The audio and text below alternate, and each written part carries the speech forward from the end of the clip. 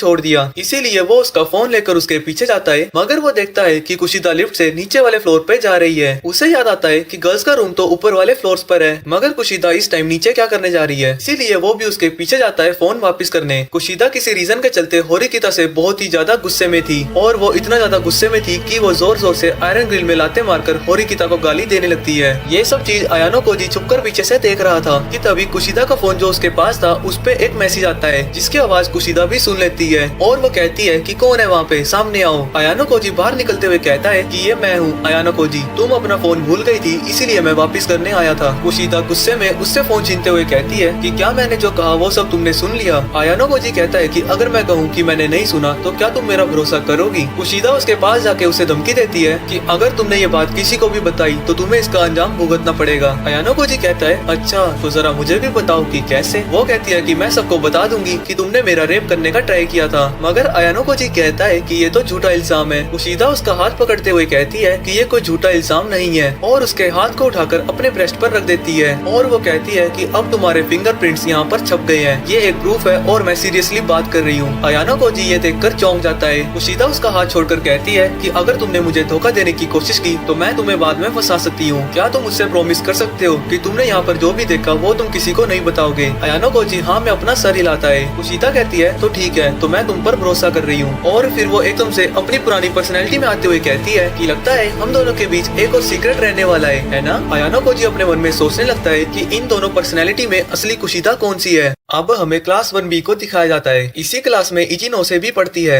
1B की class teacher होती तो वैसे पियक्कड़ है, और वो सभी के इस मंथ के पॉइंट्स अनाउंस करती है और बताती है कि तुम्हारे पॉइंट्स कल तुम्हें मिल जाएंगे। क्लास के बच्चे खुश थे क्योंकि उनके पॉइंट्स इस बार बड़े थे पहले के मुकाबले। और एक लड़की कहती है कि हो ना हो ये पक्का टेस्ट